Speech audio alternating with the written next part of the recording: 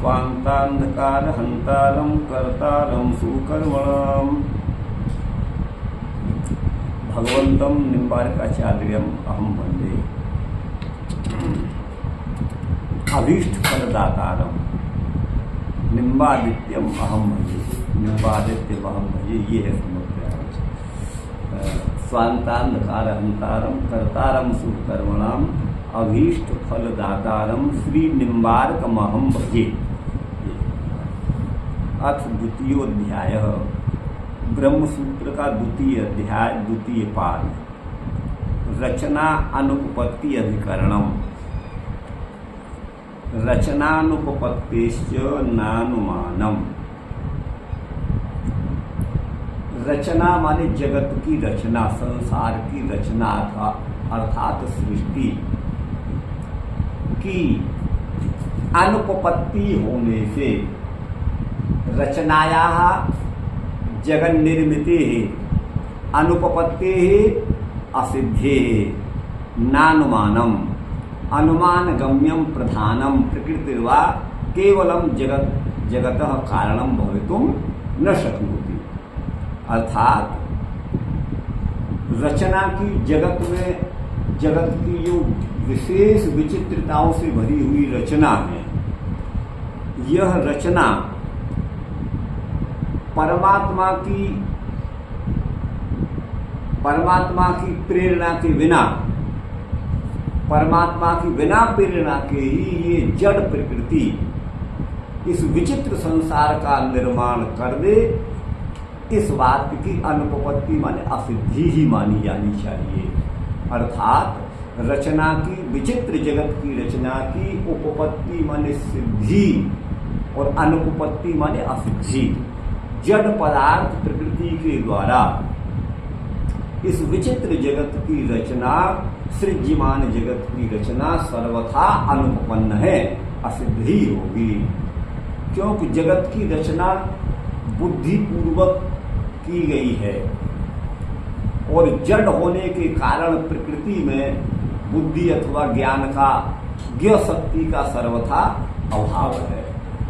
इसलिए केवल जड़ ईश्वर की अपेक्षा के बिना, ईश्वर के सहयोग के बिना, ईश्वर की प्रेरणा के बिना स्वयं प्रधान जगत रूप में परिणत हो जाए, यह बात असिद्ध ही है। रचना की उपपत्ति सिद्धि नहीं हो सकती। इसलिए नानुमानम, स्वतः अनुमान माने अनुमान गम्य जो प्रकृति है वह जगत रूप में परिणत हो जाए, जड़ जगत बन जाए, जड़ प्रकृति स्वयं जड़ जगत के, अर्थात जड़ प्रकृति अपनी अव्यक्त अवस्था से व्यक्त अवस्था में आ जाए, ये सर्वथा असंभव है। इसलिए नानुमानम, जो केवल प्रकृति को ही जगत का कारण मानते हैं, त्रिगुणात्मिका प्रकृति ही जगत का कारण है, इसमें ईश्वर की कोई भूमिका नहीं है, उनका यह कहना सर्वथा माने गलत है, असंभव है। तो रचनानुपपत्तेश्च नानुमानम प्रधानम अनुमान गम्यम। प्रधान प्रकृति का ही पर्यायवाची है। त्रिगुणात्मिका, सत्वादि त्रिगुणात्मिका जो प्रकृति है उसी का नाम प्रधान भी है और अव्यक्त भी है, बौधानकम भी कहते थे, और अनेक नाम इस प्रकृति के हैं, पर्यायवाची है। तो ये प्रधान अव्यक्त होने से अनुमान गम्य ही है। व्यक्त का विरोधी अव्यक्त होता है। इंद्रिय गृह्यते यत यत तत्तद व्यक्त मिति स्थिति। जिसका हम इंद्रिय से ग्रहण कर सकते हैं वह पदार्थ तो व्यक्त माना जाता है, और जिसका हम इंद्रिय से ग्रहण नहीं कर सकते वह अव्यक्त होता है। तो प्रकृति भी अव्यक्त है जब वह अपनी सूक्ष्म माने कारण अवस्था में विद्यमान रहती है, जिस समय है ना, तो अपनी कारण अवस्था रूप जो प्रकृति है वो अव्यक्त ही कही गई है। यद्यपि अव्यक्त पद का प्रयोग जीवात्मा, परमात्मा और प्रकृति तीनों के लिए हुआ है, इसका प्रकरण के अनुसार हमें अर्थ लगाना पड़ता है। तो जो प्रधान है प्रकृति है वो अव्यक्त है, और जड़ होने से उसमें ज्ञ शक्ति का, ज्ञातृत्व का अभाव है। अतएव उससे इस विचित्रताओं से भरे हुई जगत की रचना असंभव है, अनुपपन्न है। तो रचना की अनुपपत्ति अर्थात असिद्धि होने से जड़ प्रकृति इस जगत का, है ना, अभिन्न निमित्तोपादान कारण नहीं हो सकती। रचनानुपत्तिश्च नानुमानम प्रधानम अनुमान गम्यम निजगत कारणम, जिसको अनुमान के द्वारा गम्य माने जाना जाता है वो प्रधान माने प्रकृति जगत का कारण नहीं है। कुतः सृज्य रचना अनभिज्ञात, वह जो प्रधान है, सृज्य माने जिसका सृजन किया जाए, वह जगत सृज्य है। और इस सृज्य जगत की रचना में वह जड़ होने से प्रकृति अनभिज्ञ है। इसलिए ततो माने उस प्रधान से, उस प्रकृति से विविध रचना की, विविध विचित्रताओं से भरी हुई रचना की उत्पत्ति सिद्धि संभव नहीं है। ये सूत्र का अर्थ है। और इसमें मैं इतना जोड़ रहा हूं कि भगवान निम्बार्क आदि आचार्य को प्रकृति को किसी प्रकार का कारण नहीं मानते हैं और मानते भी हैं। मुझे सभी आचार्यों की लगभग ऐसी बात है, क्योंकि जगत को प्राकृत कहते हैं, त्रिगुणात्मक कहते हैं, और यह जगत जड़ है, तो निश्चित ये जड़ प्रकृति का ही परिणाम है। कारण के गुण ही कार्य के गुणों को आरंभ करते हैं। तो जो गुण उस प्रकृति, मूल प्रकृति में है, वही गुण वाला यह दृश्य जगत भी दिखाई देता है। तो यहाँ मेरा ये कहना है कि प्रकृति जगत का किसी प्रकार का कारण नहीं है, ये मैं नहीं कह रहा हूँ। मेरा कहना है कि प्रकृति इस जगत का निमित्त कारण नहीं है, वह उपादान कारण है। प्रकृति की जगत उत्पत्ति में वह भूमिका है जो घट की उत्पत्ति में मृत्तिका की होती है, और वह मृत्तिका कुंभकार के बिना स्वयं घट रूप में परिणत नहीं हो सकती। उसी तरह से यह सूत्रकार का तात्पर्य है कि जड़ प्रकृति बिना परमात्मा के सहयोग के, बिना परमात्मा की प्रेरणा के वह जगत रूप में परिणत नहीं हो सकती। वह तो उपादान मात्र है, इसलिए उसको किसी चेतन निमित्त की अपेक्षा अवश्य ही होती है। तो आगे गुरु भाई आप चलिए। प्रवृत्तिश्च, इस सूत्र में पूर्व सूत्र से अनुपपत्ति की अनुवृत्ति आ रही है। प्रवृत्ते अनुपपत्तिश्च अर्थात प्रवृत्ति की अनुपपत्ति माने असिद्धि होने से ही प्रकृति जगत का कारण नहीं हो सकती। प्रकृति जगत का कारण नहीं हो सकती कि जड़ पदार्थ में स्वयं किसी क्रिया को करने के लिए प्रवृत्त होना सर्वथा असंभव है ना। नीचे रखा गया जो पत्थर है या गाटर है, वह स्वयं ये समझ करके ऊपर नहीं चला जाएगा कि हम पत्थर को, गाटर को मिलकर के छत का निर्माण करना है, वो स्वयं नहीं जा सकता। तो प्रवृत्ति की अनुपपत्ति है, जड़ पदार्थ स्वयं प्रवृत्त नहीं हो सकता। उस पत्थर को, गाटर को ऊपर रखने के लिए किसी चेतन के सहयोग की अपेक्षा होती है। तो उसी तरह से यह प्रकृति भी जड़ होने से स्वयं किसी भी क्रिया में स्वतः प्रवृत्त नहीं हो सकती। ठीक है ना जी। तो रचनानुपपत्ति, वो यहाँ प्रवृत्ति है अनुपपत्तिश्च अर्थात जड़ पदार्थ की स्वयं प्रवृत्ति की अनुपपत्ति माने असिद्धि होती है।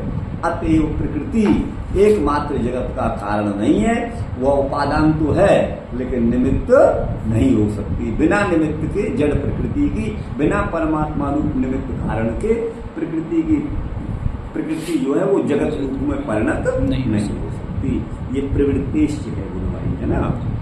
अब आगे आया पयोम बुवच्चे तत्रापि 2-2-3 सूत्र है। पयः कहते हैं दूध को, यद्यपि पय पानी का भी वाचक है। पयसा कमलम कमले न पय, इस श्लोक में पय शब्द जो जल का वाचक है, लेकिन यहाँ पय दूध का वाचक है, और अम्बु पद जो है वो जल का वाचक है। यदि अम्बु पद नहीं होता ना यहाँ, तो पय का अर्थ हम दूध भी लगा सकते थे, जल भी लगा सकते थे। लेकिन अम्बु है तो जल का वाचक है।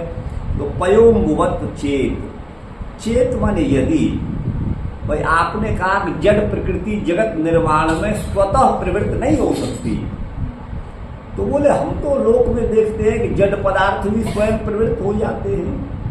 पूर्व पक्षी का कथन है। बोले कहाँ? बोले पया माने दूध और अम्बु माने जल, ये स्वतः प्रवृत्त हो जाते हैं। तो बोले जल दूध कहाँ प्रवृत्त होता है स्वतः?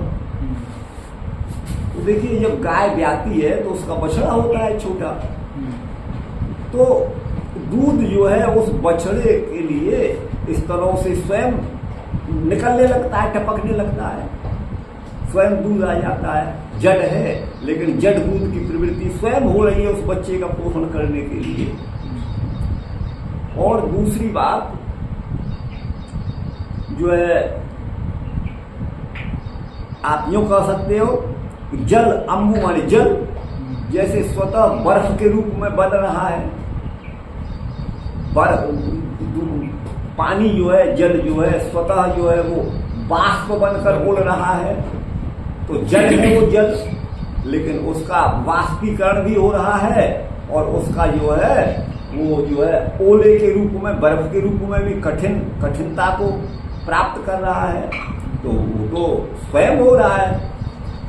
तो अब यहाँ पर कहते हो कि दूध और पानी के समान ये दोनों ही जड़ है, दूध और पानी, इन्हीं के समान प्रकृति भी जड़ है। जब दूध जो है वह स्वयं दही बन सकता है अथवा दूध स्वयं बछड़े के लिए स्तनों से प्रवृत्त हो सकता है, और जल स्वयं जो है या बर्फ कठिन बन सकता है या बाष्प होकर उड़ सकता है, तो फिर प्रकृति भी जगत का कारण जगत को क्यों नहीं बना सकती? प्रकृति स्वयं जगत के रूप में क्यों नहीं परिणत हो सकती? वो यानी चाहिए, ये पूर्व पक्ष है। अब उसका भगवान वादरायण उत्तर देते हैं कि चेत तत्रापि कह करके, है ना।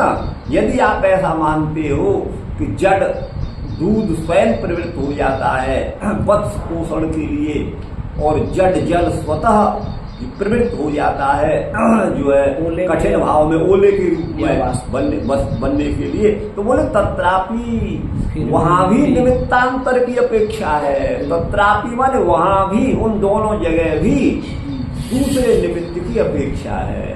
वो निमित्त की अपेक्षा क्या है?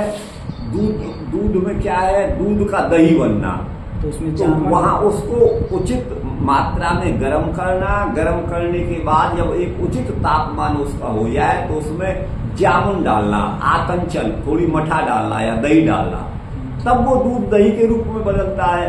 तो वहां भी किसी चेतन की अपेक्षा है। और आप यदि ये कहते हो गाय के दूध से स्वयं, गाय के स्तन से स्वयं दूध निःसृत होने लगता है, तो वहां भी चेतन का सहयोग अपेक्षित है।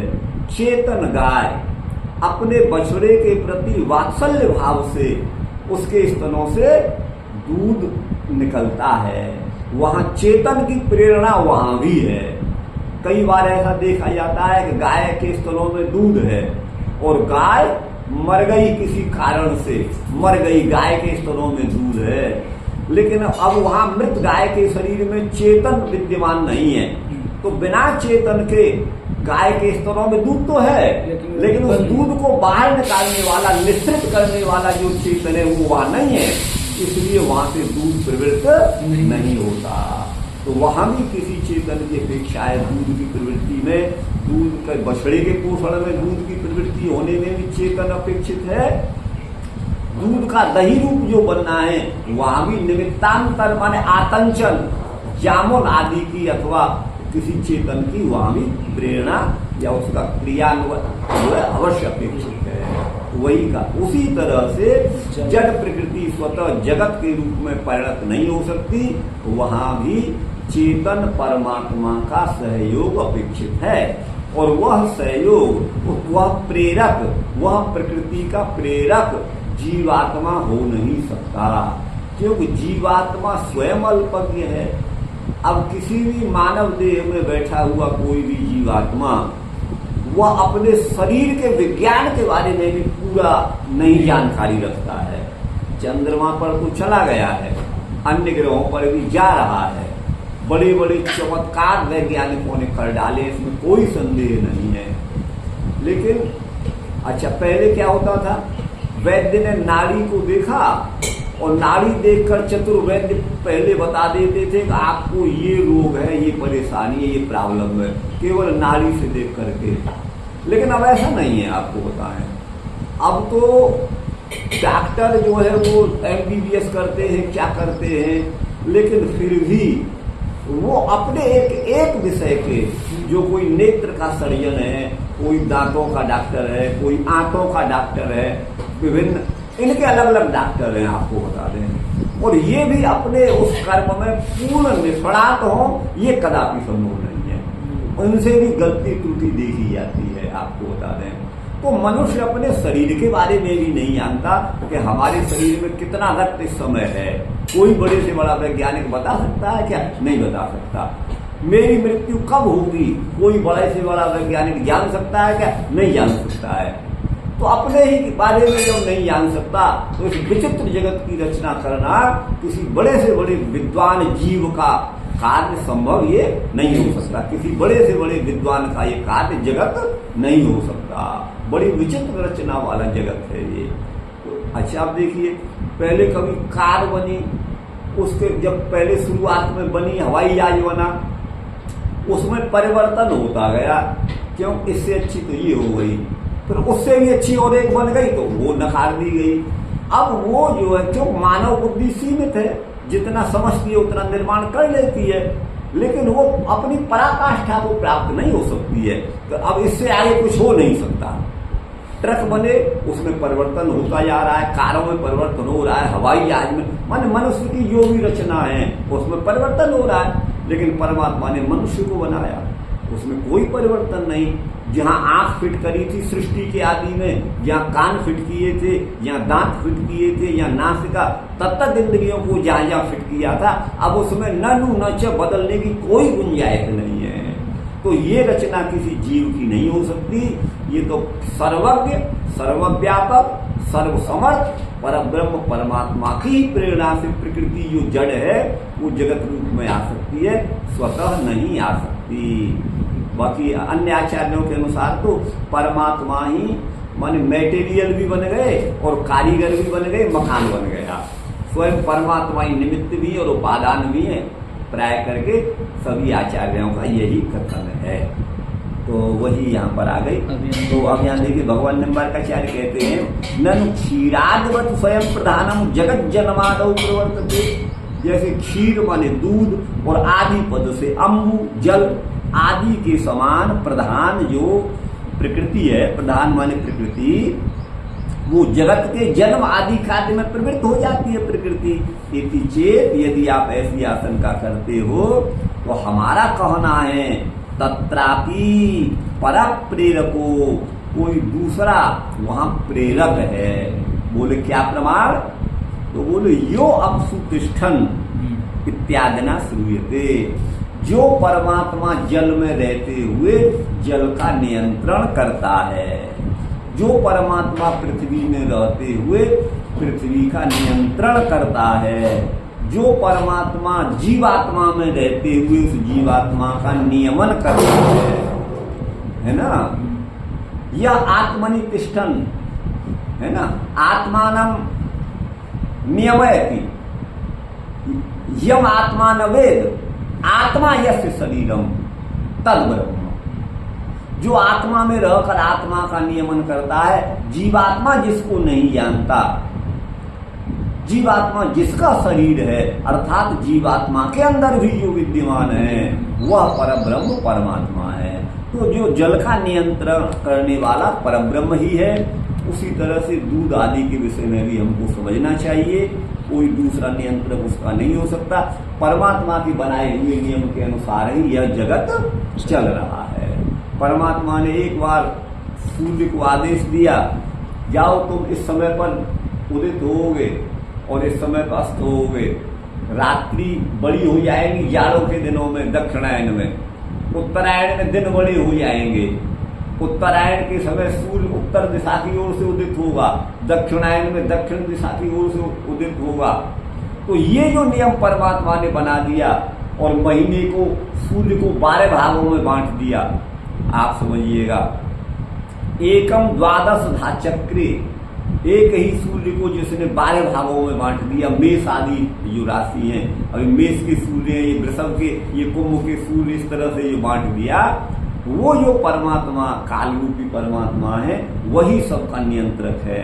माने वही काल रूपी का मेरा मतलब है सबको अपने वश में करने वाला, अपने नियंत्रण में रखने वाला जो परब्रह्म परमात्मा है वही सबका नियंत्रक है। ठीक है ना जी। अब अगला सूत्र है, इसलिए जड़ प्रकृति स्वतः जगत निर्माण में प्रवृत्त नहीं कर सकती अपने को। व्यतिरेकानवस्थितेश्च, बोले व्यतिरेक से, व्यतिरेक का एक अर्थ होता है आधिक्य, अधिक, जैसे उपमानादि यदन्यस्य माने व्यतिरेक एव स, ये काव्य प्रकाश में व्यतिरेक अलंकार का जो है वो परिभाषित किया गया है। व्यतिरेक वहां पर एक अलंकार है और व्यतिरेक का अर्थ है आधिक्य अर्थात अधिकता, अर्थात अधिकता की, अथवा व्यतिरेक का अर्थ होता है वैपरीत्य, वैपरीत्य की अथवा अधिकता की अनवस्था होने से, माने अवस्था न होने से भी अनपेक्षत्वात्, प्रकृति जो है जड़ प्रकृति स्वतः जगत रूपी कार्य के रूप में नहीं परिणत हो सकती। बात आ गई गुरु भाई समझ में। अब व्यतिरेक अनवस्थिति क्या है, तो देखिए इसको पहले यहां देख लेते हैं। प्राज्ञेन अनधिष्ठित प्रधानम, प्राज्ञ माने परमात्मा के द्वारा, अनधिष्ठित माने अनियंत्रित, परमात्मा के द्वारा बिना प्रेरित जो प्रधान माने प्रकृति है वो न जगत कारणम, वो जगत का कारण नहीं बन सकती। इसका मतलब क्या हुआ, परमात्मा से प्रेरित होकर के तो जगत रूप में आ सकती है, लेकिन अनधिष्ठित होने पर वह जगत का कारण नहीं बन सकती। भगवान निम्बार्काचार्य भी जो है दूसरी साइड से मान रहे हैं कि प्रकृति जगत का उपादान तो है लेकिन वो निमित्त नहीं है। तो प्राज्ञ से अधिष्ठित होकर ही वो जगत के रूप में परिणत होती है। प्राज्ञ माने परमात्मा, यहाँ पर प्राज्ञ का अर्थ विद्वान भी होता है। और वैसे हम देखें तो प्रधनज्ञ, जो प्र माने प्रकृष्ट रूप से अज्ञानी है उसको भी प्राज्ञ जीवात्मा को भी कहा गया है, लेकिन यहाँ प्राज्ञ का मतलब परमात्मा है। प्राज्ञ पद परमात्मा का वाचक है और संस्कृत वाङ्मय में प्राज्ञ पद विद्वान का वाचक है, लेकिन यहाँ समग्र ज्ञान का भंडार सर्वज्ञ ब्रह्म को प्राज्ञ कहा गया है भगवान निम्बार्काचार्य के द्वारा। तो प्राज्ञ माने प्राज्ञ परमात्मा के द्वारा अधिष्ठित प्रधान ही जगत का कारण है, और प्राज्ञ माने परमात्मा के द्वारा, प्राज्ञ न माने परमात्मना अथवा ब्रह्मणा, ब्रह्म के द्वारा परमात्मा के द्वारा, अनधिष्ठित माने अप्रेरित जो प्रधान है वो न जगत कारणम, जगत का कारण नहीं हो सकता। भगवान प्रेरित करे तभी वो जगत का कारण बन सकती है प्रकृति, अन्यथा तो नहीं। गुरु भाई आ रहा है समझ में।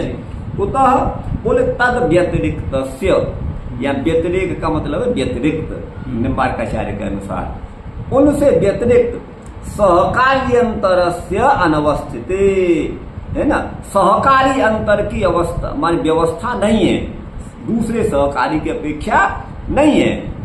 अच्छा, तद व्यतिरिक्तस्य सहकार्यंतरस्य अनवस्थिते, इनका मतलब है परमात्मा से अतिरिक्त दूसरे किसी सहकारी की स्थिति नहीं है, इसलिए यतः, इसलिए तब तद अनपेक्षत्वात्, वो किसी दूसरे की अपेक्षा नहीं करता, ये इन्होंने लिखा।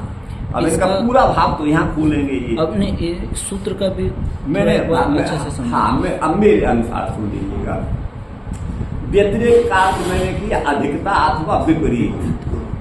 तो विपरीत अथवा अधिकता की अनवस्थिति होने से, माने स्थिति नहीं होने से, जिस वस्तु का जैसा जो स्वभाव है वह वस्तु उसी स्वभाव वाली शुरुआत से होती आई है। सतयुग में सृष्टि के समय भी अग्नि उष्ण स्वभाव, उष्ण स्पर्श वाला था, और आज युग युगांतर बीत जाने पर भी अग्नि उष्ण ही है, वह अनुष्ण नहीं है। क्यों? वो अग्नि जड़ है, और जड़ वस्तु के स्वभाव में कोई परिवर्तन नहीं होता।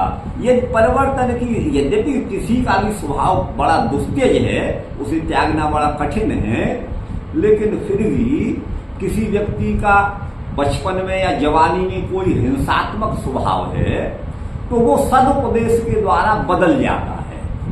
कई लोग अपने उस दुष्ट स्वभाव को छोड़कर सन्मार्ग पर आ जाते हैं।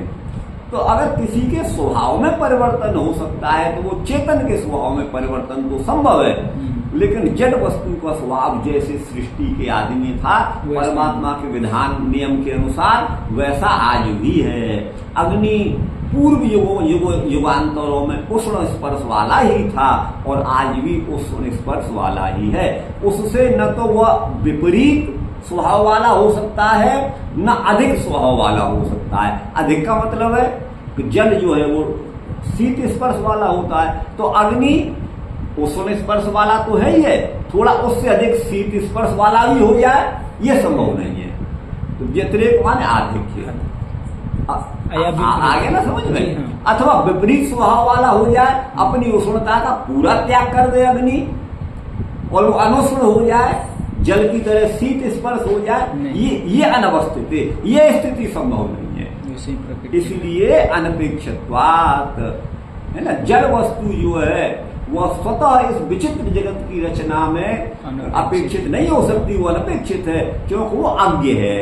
अज्ञ माने जड़ है, तो वह स्वतः जगत के रूप में परिणत नहीं हो सकती। इसलिए इस जगत का निर्माण परमात्मा प्रकृति से जैसा जगत बनाता है वैसा उस रूप में प्रकृति परिणत हो जाती है।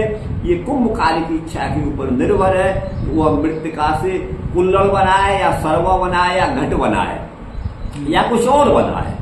स्वर्णकार अपने उस स्वर्ण से कुंडल बनाए या फिर गले का हार बनाए, ये उसके ऊपर है। स्वर्ण इसमें स्वतंत्र नहीं है, मृत्तिका स्वतंत्र नहीं है, क्यों? वो इस कार्य में अनपेक्षित है, उसकी कोई जरूरत वो नहीं, आवश्यकता कि वो जो है वो कहे मुझे तो तुम सोना कहे कि मुझे तो आप कुंडल ही बना दो या मुझे नथ बना दो ना, कुछ वो संभव नहीं है। तो उसमें उसकी कोई अपेक्षा नहीं है, उसकी कोई दखलंदाजी नहीं है। इसलिए जड़ प्रकृति स्वतः नहीं जगत के रूप में परिवर्तित नहीं हो सकती। आगे कहते हैं अन्यत्रा भावाच न तृणादिवत।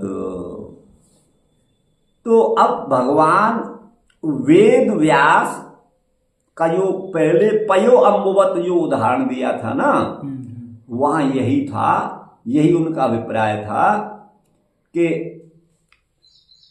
जैसे गाय के द्वारा खाई जाने वाली घास स्वतः कि बिना किसी बाह्य साधन के, बिना किसी उपकरण के, यंत्र के, वह घास, चारा, दाना, पानी जो जड़ है वो स्वतः दूध के रूप में बदल जाता है, तृणादि दूध के रूप में बदल जाता है। बात आ गई ना समझ में? वैसे ही जड़ प्रकृति भी स्वयं जगत के रूप में आ जाती है, ऐसा बौद्धों का कहना है और चारवाकों का कहना है, और ये अन्य जो आचार्य हैं, ये मतलब जो ईश्वर की सत्ता को नहीं मानते, नास्तिकवादी हैं, उनका ये कहना है कि प्रकृति ही जगत रूप में परिणत हो जाती है। जैसे तिनका, घास, चारा, दाना, पानी स्वयं जड़ है सभी के सभी, लेकिन वो स्वतः दूध के रूप में परिणत हो जाते हैं, माने बदल जाते हैं। वैसे त्रिगुणात्मिका जड़ प्रधान माने प्रकृति भी जगत सर्ग के रूप में आ जाती है, परिवर्तित हो जाती है। ये ऐसा शंका उठाया भगवान वादरायण ने स्वयं। अच्छा, स्वयं। अब उस शंका को स्वयं ने दूसरों की शंका को उपस्थित किया, यूं कहिएगा, मैंने कह दिया स्वयं। इस दूसरों की शंका को अपने मन में रख करके भगवान वादरायण ने समाधान किया। बोले आप जो कहते हो वो राइट नहीं कहते हो, रॉन्ग कहते हो, आपका कथन अनुपपन्न है, अनुचित है। अगर तृण माने जड़ घास, जड़ पानी, चारा दाना, ये सब जो है दूध के रूप में बदल जाते हैं। यह आपका कथन सर्वथा असंगत है। बोले कैसे असंगत है? बोले अन्यत्र अभावात। अन्यत्र गाय का दूध, घास तो चारा दूध बन जाती है, लेकिन बैल, बकरा, भैंसा, महेश, सूकर जिसको खाता है वो तो दूध के रूप में नहीं बदलता। माँ जब बच्चे को जन्म देती है तो उसका भोजन भी दूध रूप में बदल जाता है, लेकिन मनुष्य वही भोजन खाता है, वह तो दूध के रूप में नहीं बदलता है भाई। तो अन्यत्र अभावात। अच्छा, गाय भी चारा खाए, लेकिन वो गाय ब्याई नहीं है, अभी उसने बछड़े को जन्म नहीं दिया है, तो क्या ऐसी गाय का खाया हुआ चारा, पानी, दूध, तृण आदि ये दूध के रूप में परिणत होते हैं? नहीं देखे जाते हैं। तो यह भी एक ईश्वरीय व्यवस्था है। जो गाय बंध्या होती हैं, बच्चे को जन्म नहीं देती, क्या उनका भी तृण आदि जो जड़ पदार्थ हैं, घास फूस, वो दूध के रूप में परिणत होते देखे जाते हैं? नहीं देखे जाते। तो वहां गाय का भी नहीं देखा जा सकता। गाय की भी एक विशेष अवस्था है, भैंस की भी एक विशेष अवस्था है, जिस अवस्था में तृण आदि वो जो है दूध के रूप में परिणत होगा। जिनको खूब ज्यादा दूध चाहिए वो गाय को ज्यादा दाना पानी देते हैं, सेवा करते हैं, तो वो ज्यादा दूध देती है। और दूध की वृद्धि में वो कारण तो है, लेकिन वह दूध के रूप में स्वतः नहीं परिणत होती। वह चेतन गौ का होना जरूर है, और वह चेतन गौ सभी गौ नहीं, एक अवस्था विशेष की गौ, ब्याई हुई गाय, और वो भी एक अपने सीमित समय के लिए, साल 6 महीने, कोई कितना भी दूध देती है, साल भर दे देती है, कोई 6 महीने देती है ना, तो उसकी भी एक सीमा है, फिर आगे नहीं, फिर अगली बार भी आएगी तो फिर वही दूध का क्रम चालू होगा। तो इसलिए अन्यत्र अभावात, बैल आदि के द्वारा, अन्यत्र माने गाय से भिन्न, मादा के भिन्न नर पशु के द्वारा खाया गया चारा स्वतः दूध रूप में परिणत नहीं होता। अन्यत्र उसका अभाव होने से तो न तृणादिवत, आप ये कहो कि तृण जो है वो माने घास स्वयं जो है दूध में बदल जाती है, यह कथन आपका अनुपपन्न है, असंगत है, बेकार है, 2 कौड़ी का है, हम इसे नहीं मानते। आ गए ना? तो तृणादिवत का जो सिद्धांत है, माने तृण माने घास फूस जड़ होते हुए स्वतः दूध में बदल जाते हैं, यह कथन सर्वथा अनुचित, बेहुदा है, यूं कहिएगा, अमान्य है। अच्छा, अनुडुहाद्युपभुक्ते तृणादौ, अनुडुत कहते हैं बैल को। अनह वस्तुतः नाम है गाड़ी का। भागवत जी में आप आगे पढ़ेंगे, अनु 10वें स्कंद में अनु भी अनुडुद्युक्त प्रेयुस्ते अंबिकावनम आया है आगे। वो अंबिकावन बैलगाड़ियों पर बैठकर भगवान गए थे अपने ग्वाल वालों के साथ में। तो अनडुह कहते हैं, अनह माने गाड़ी का वहन करने वाला, वह का संप्रसारण होकर ऊ हो गया है, तो अनडुह बन गया है। अर्थात बैल आदि के द्वारा, आदि पद से भैंसा हो गया, बकरा हो गया, अन्य कोई हो गया जो माने पुल्लिंग है, तो उनके द्वारा उपभुक्त जो तृणादि हैं वो क्षीराकारेण माने दूध के रूप में परिणामाभावात परिणत नहीं होता है। दूध के रूप में उस बैल आदि के द्वारा खाए गए जो तृण आदि हैं वो दूध के रूप में परिणत नहीं होते। दूध रूप में उसके परिणाम का अभाव होने से धेन्वादि उपभुक्तम तृणादि, धेनु आदि के द्वारा, गाय आदि के द्वारा खाया गया चारा ही यथा माने जैसे स्वतः क्षीरी भवती दूध के रूप में बदल जाता है, तथा माने उसी तरह से अव्यक्तमपि माने प्रधान, अव्यक्त या प्रधान का नाम है, प्रकृति का नाम है, उसी तरह से अव्यक्त भी महदाद्याकारेण परिणमते, वह भी महत्तत्व आदि पद से है ना। महदादि का मतलब है महत्तत्व, अहंकार, ज्ञानेन्द्रियां, कर्मेंद्रियां, ये सब ले लीजिएगा, मन आदि 5 तन्मात्राएं, 5 जो है महाभूत आदि पद से लिए जाएंगे। तो वो महदादि आकार में स्वतः प्रकृति माने अव्यक्त भी परिणत हो जाता है, स्वतः परिणत हो जाता है, इति न वक्तव्यम, अतः वो स्वतः परिणत नहीं होता है।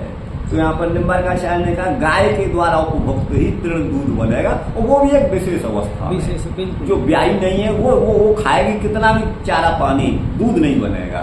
या जो लात गई है ना, उसके बाद दूध देना बंद हो गया, तो कितना भी चारा पानी खिलाओ वो दूध नहीं बनेगा, वो भी एक विशेष अवस्था में बनता है।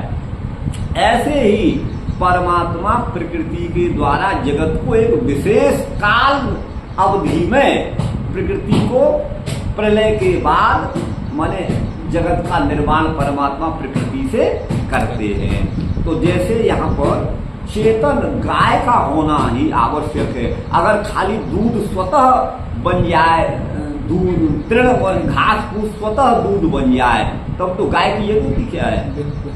आप उस गाय उसका रोमंथन कर लेती है, तो उसे चक्की से किसी से पीस डालो और दूध बना लो, लेकिन नहीं बना सकते। तो वहां भी एक ईश्वरीय व्यवस्था है, वह स्वतः जो है उसके रूप में नहीं परिणत हो सकती। तो ये इसका भाव हो गया गुरु भाई, अन्यत्रा भावाच्य न तृणादिवत। 5 रहने दे।